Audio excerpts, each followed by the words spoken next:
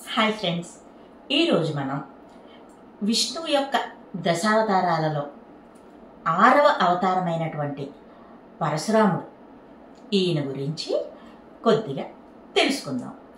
సప్త చిరంజీవులలో ఇతనొకడు. హిందూ సాంప్రదాయం ఇతన్ని భూమిపై క్షత్రియ రూపంలో విస్తరించినటువంటి చెడును నాశనం చేసిన వాడుగా భావిస్తుంది. కలియుగం చివరిలో విష్ణువు యొక్క దశమ అవతారమైనటువంటి కల్కికి ఇతను గురువుగా కనిపించబోతున్నాడు. మరి ఈ పరశురాముడి చరిత్ర చాలా విచిత్రమైంది.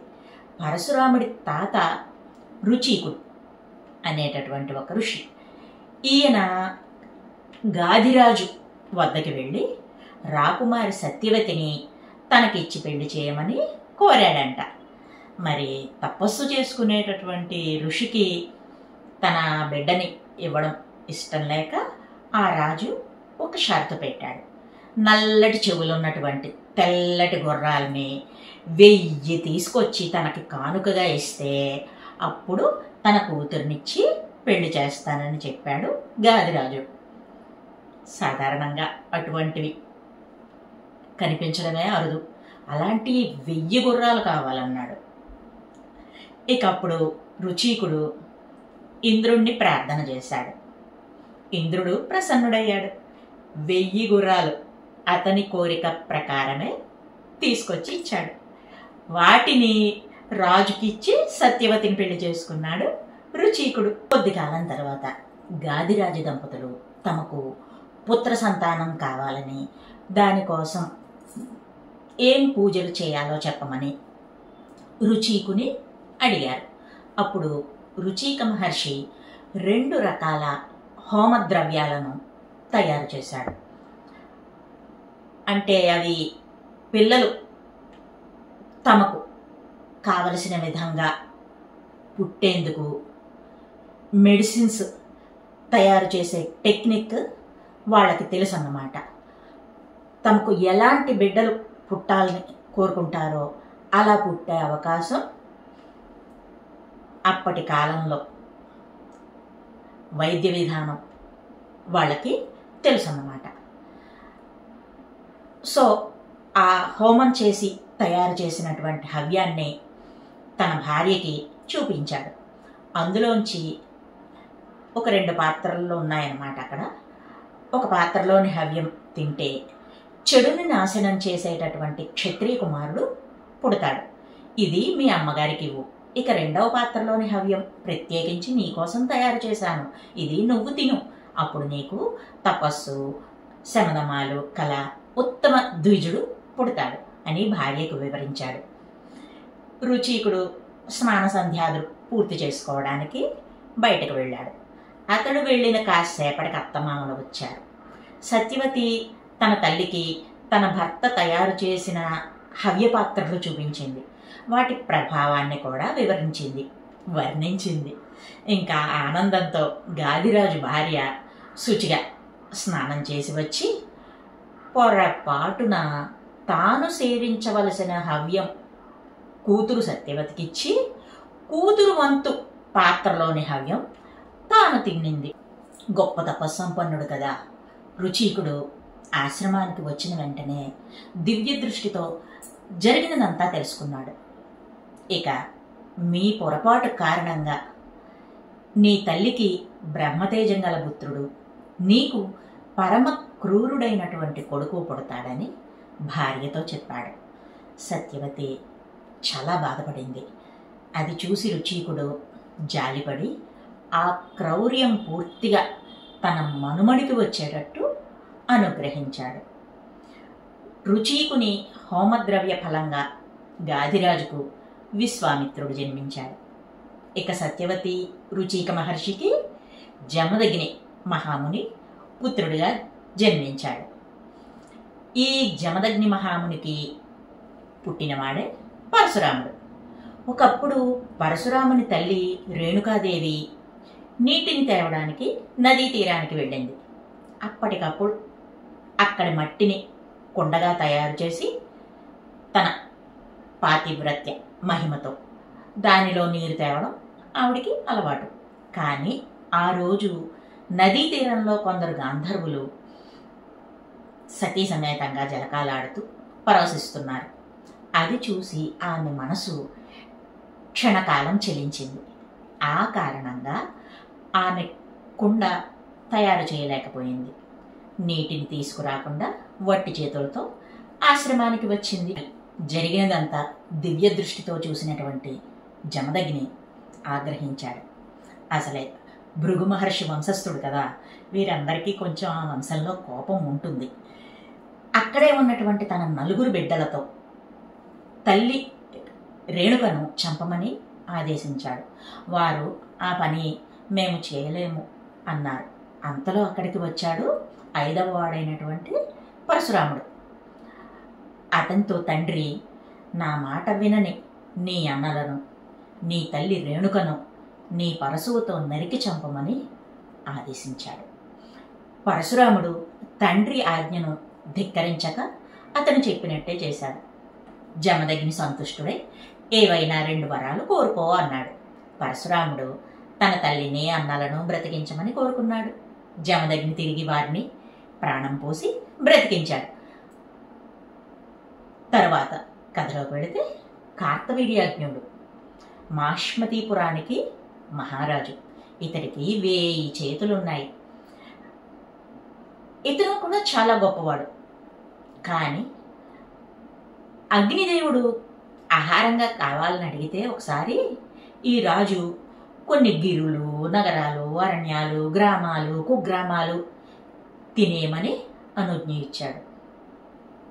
ఆ అగ్ని ఆహారం తీసుకునే క్రమంలో వశిష్ఠుని ఆశ్రమం దగ్ధమైపోయింది. ఆయన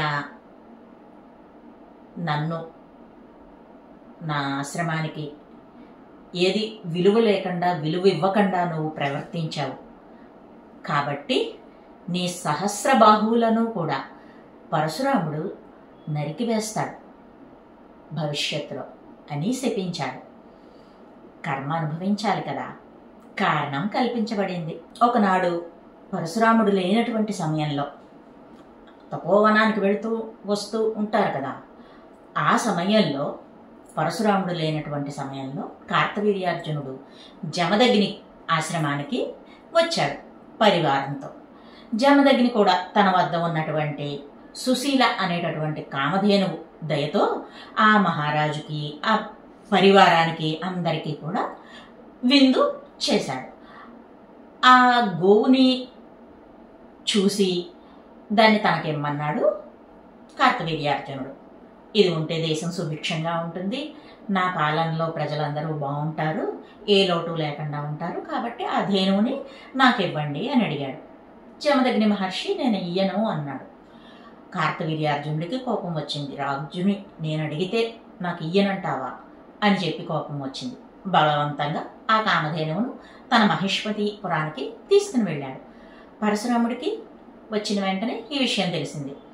వెంటనే కార్తవీర్యార్జునుని 1000 చేతులు ఖండించి శిరచ్ఛేదం చేసి ఆ ధేనువును తిరిగి ఆశ్రమానికి తీసుకొచ్చాడు. అందుకు ఆగ్రహించారు కార్తవీర్యార్జునుని పుత్రులు 10,000 మంది. వాళ్ళందరూ మళ్ళీ పరశురాముడు లేని సమయం చూసుకొని ఆశ్రమానికి వచ్చి జమదగ్ని తల నరికి తీసుకెళ్ళిపోయారు. ఆశ్రమానికి తిరిగి వచ్చేటప్పటికి పరశురాముడి తల్లి ఏడుస్తూ కనిపించింది. ఆమె 21 మార్లు గుండెను బాదుకుంటూ ఏడుస్తూ జరిగిందంతా వివరించింది. పరశురాముడికి కోపం ఆగలేదు. మళ్ళీ మాహిష్మతీపురం చేరి కార్తవీర్యార్జునుడి 10,000 మంది పుత్రులను కూడా వధించి తండ్రి శిరస్సును తీసుకొచ్చి మిగిలి పడి ఉన్నటువంటి శరీరానికి అతికించాడు. చితికి నిప్పు పెట్టే ముందు వాళ్ళందరూ కూడా కుటుంబ సభ్యులు విష్ణుగీత ఆలపించారు. అది విని అటుగా వచ్చినటువంటి ఒక ముని సుఖమహర్షి మృత సంజీవిని విద్యతో జమదగ్నిని బ్రతికించాడు. ఆ క్షణం నుంచి క్షత్రువులపై కోపాన్ని పగని పెంచుకున్నాడు. సామూహికంగా చంపడం ప్రారంభించాడు పరశురాముడు.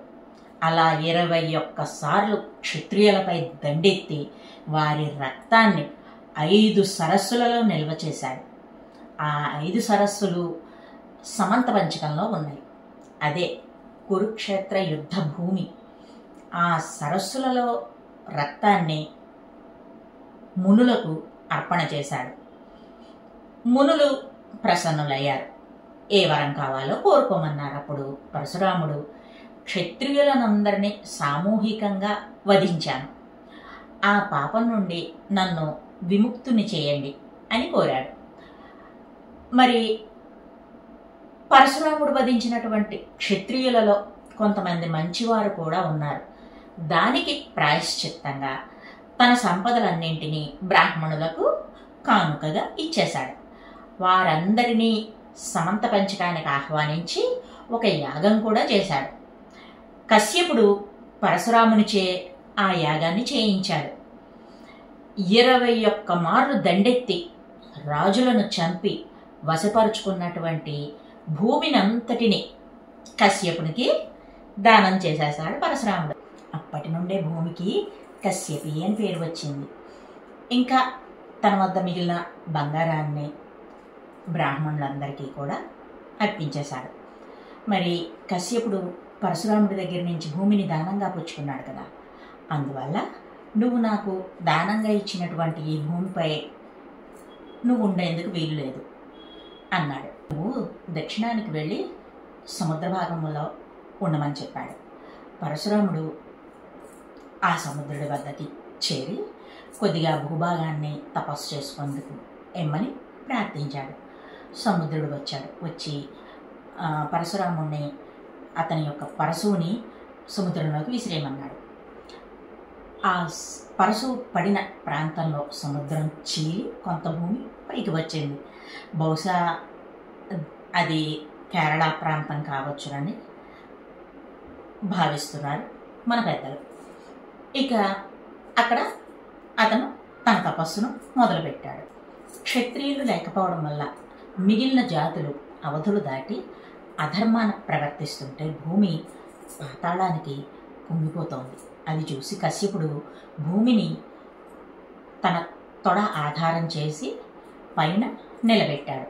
అందువల్ల భూమికి ఉర్వి అనే పేరు వచ్చింది. భూమాత కశ్యపుడితో, మహాత్మా, పరశురాముని బారిన పడకుండా కొంతమంది రాజకుమారులను రక్షించి నాలో దాచుకున్నాను. వాళ్ళందరూ కూడా ఉత్తమ జాతి క్షత్రియులు. వాళ్లను ఈ భూమికి అధిపతులను చేయి, నేను సుఖంగా ఉంటాను అన్నది భూమాత. కశ్యపుడు ఆమె చెప్పినట్లే వాళ్ళందరికీ భూమిని పంచి అందించాడు. శివతపఫలంతో పొందినటువంటి పరశువుతో మదాంధులైన క్షత్రియ సంహారం చేసి రాముడు పరశురాముడయ్యాడు. చిరంజీవి అయినటువంటి పరశురాముడు మహేంద్రగిరిపై ఇప్పటికీ తపస్సులో ఉన్నాడు. అదర్రా పరశురామావతార కథ. వివిధ పురాణాల్లో ఈ కథలో కొంచెం మార్పులు ఉండొచ్చు.